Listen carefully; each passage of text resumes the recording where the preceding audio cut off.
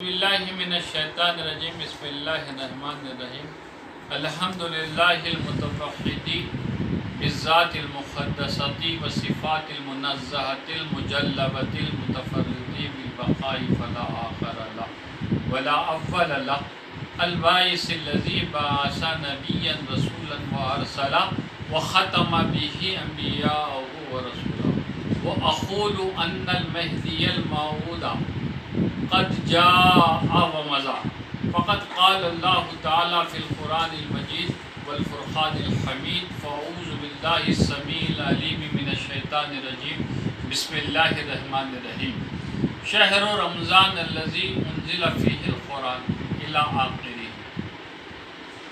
معزز سامعین کرام، آپ جانتے ہیں کہ رمضان المبارک کے شروع ہونے کے لیے چند ہی دن باقی رہ گئے ہیں، تو ماہ رمضان المبارک کی فضیلت احادیث شریفہ ہی سے ثابت نہیں ہے بلکہ قرآن حکیم سے ثابت ہے۔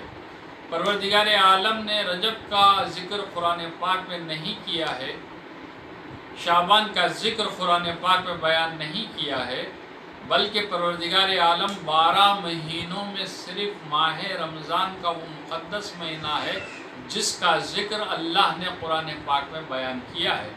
آپ کہیں گے دلیل دو، تو دلیل کے طور پر سورۃ البقرہ کی یہ آیت شاہد ہے کہ اللہ رب العزت فرما رہے ہیں کہ شہر رمضان الذی انزل فیہ القرآن۔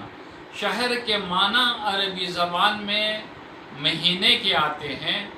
رمضان کو رمضان اس لیے کہا جاتا ہے کہ لوگ روزے رکھ کے اپنے گناہوں کو معاف کراتے ہیں، تو اسی لیے رمضان کو رمضان کہا جاتا ہے۔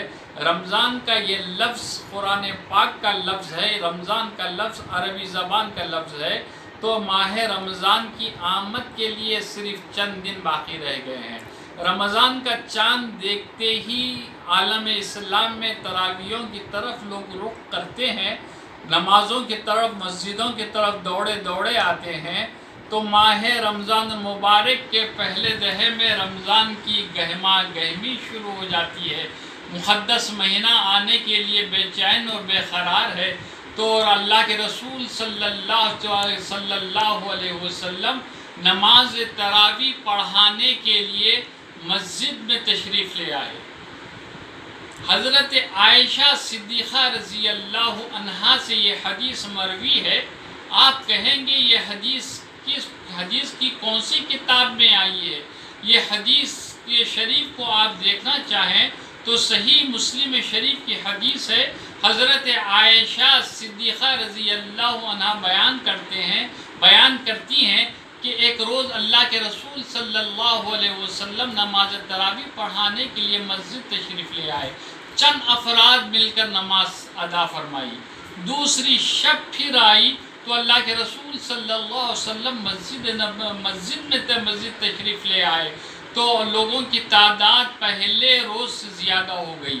پھر تیسری شب اللہ کے رسول صلی اللہ علیہ وسلم نماز تراویح پڑھانے کے لیے مسجد تشریف لے آئے، تو لوگوں کی تعداد اس سے زیادہ ہو گئی۔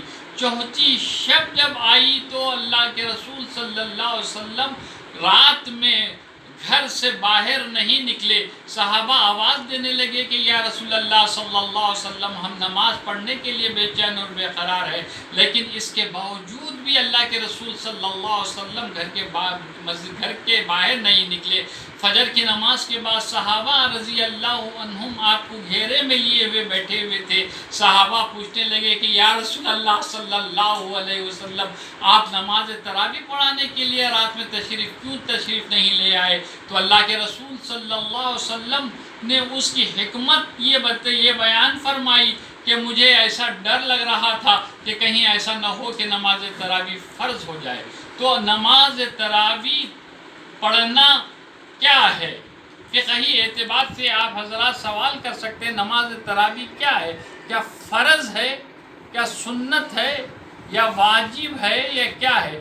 نماز تراویح فقہائے کرام کے نزدیک سنت مؤکدہ ہے۔ نماز تراویح سنت مؤکدہ ہے، نماز پڑھنا چاہیے کہ آپ حالات حاضرہ کا جائزہ لیتے ہوئے یہ بات میں اپیل کرنا چاہتا ہوں، مسلمانوں سے میں یہ اپیل کرنا چاہتا ہوں کہ آپ نماز تراویح گھر ہی کے اندر پڑھیں، کیونکہ کورونا وائرس کی وبا پھیلی ہوئی ہے۔ حکومت کے حکم کی پاسداری کرنا ہر شہری کی ذمہ داری ہے، تو آپ اپنے نماز تراویح گھر میں اگر ادا فرماتے اگر ہیں تو گھر میں اللہ کی رحمت بھی برستی ہے، برکتیں نازل ہوتی ہیں۔ جس اللہ کے رسول صلی اللہ علیہ وسلم کی حدیث شریف ہے کہ جس گھر میں قرآن کی تلاوت کی جاتی ہے اس گھر میں اللہ کے رحمت کے فرشتے سایہ فگن ہو جاتے ہیں۔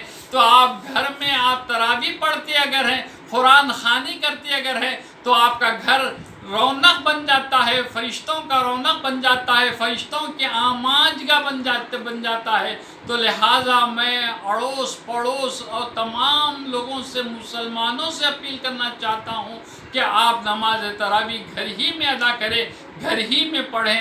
افطار کا موقع کے سلسلے میں یہ بات عرض کرنا چاہتا ہوں کہ جس طرح آپ سحری اپنے گھر میں کرتے ہیں، اسی انداز سے افطار بھی آپ اپنے گھروں ہی کے اندر ادا کریں، افطار کیجئے اور نمازوں کا اہتمام کیجئے۔ بہرحال اللہ رب العزت سے دعا گو ہوں کہ پروردگارہ ہمارے نمازوں کو تو قبول فرما، پروردگارہ ہمارے تراویحوں کو قبول فرما، پروردگارہ ہمارے دعاؤں کو قبول فرما، پروردگارہ یہ جو وبا، جو کورونا وائرس کی وبا ہے، اس وبا کو جلد سے جلد ختم کر دے، مسلمانوں کو فتح و کامیابی عطا فرما۔ وآخر دعوانا الحمدللہ رب العالمین۔